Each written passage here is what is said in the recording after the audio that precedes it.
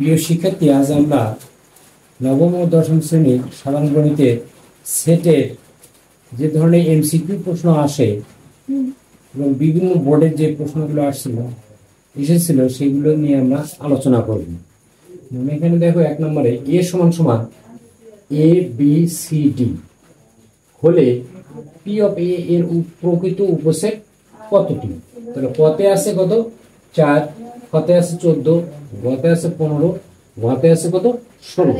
আসলে এই 4টে অপশনের মধ্যে কোনটা আসলে সঠিক সেটা তোমাকে বের করতে হবে। তাহলে এ সেটের দেখো, এই যে 1 নম্বর যে অঙ্কটা আছে 1 নম্বর, তাহলে এ সেটের উপাদান, তাহলে আমরা কি করবো যে এ সেটের উপাদান সংখ্যা এ সমান সমান এ বি সি ডি। তাহলে এ সেটের উপাদান সংখ্যা এখানে কতটি? 1 2 3 4। তাহলে এ সেটের উপাদান সংখ্যা হলো 4টি। তাহলে প্রকৃত যেহেতু কথা বলছে, তাহলে প্রকৃত উপসেট তার সূত্র হলো কি two to the power n minus কত 1। এটা হলো কি সূত্র, যে প্রকৃত উপসেটের সূত্র হলো two to the power n minus কত 1। তাহলে সমান সমান two to the power n, n মানে কি সংখ্যা, নাম্বার। তাহলে এখানে আসলে কয়টা উপাদান? 4টা। তাহলে 2 n এর পরিবর্তে হবে কত 4 মাইনাস কত 1।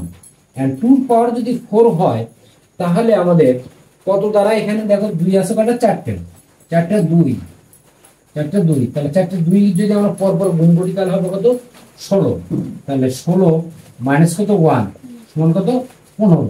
এই আমাদের উত্তর কিন্তু আমরা পেয়ে গেলাম, অর্থাৎ 1 এর কত গ নাম্বার উত্তরটা কিন্তু সঠিক। তাহলে তোমাকে প্রকৃত উপসেটের সূত্রটা অবশ্যই মনে রাখতে হবে। এবার আমরা কি 2 নম্বর অঙ্ক যেটা আছে সেটা আমরা করব। 2 নম্বর বলছে কি m সমান সমান 1 2 3 এর প্রকৃত উপসেট। প্রশ্নটা কিন্তু সেম, 1 নম্বর এবং 2 নম্বর যে প্রশ্নটা আছে দুটো কিন্তু সেম। তাহলে এখানে m সমান সমান কত 1 2 3, অর্থাৎ এখানে m এর উপাদান কয়টি আছে? 3টি।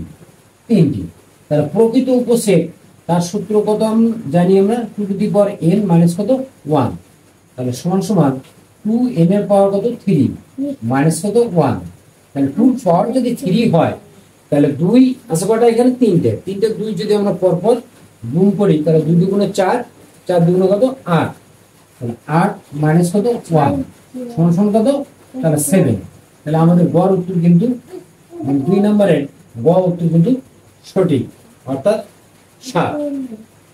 ধন্যবাদ। আমরা পরবর্তীতে আবারও এই ধরনের প্রশ্ন নিয়ে তোমাদের মাঝে হাজির হব।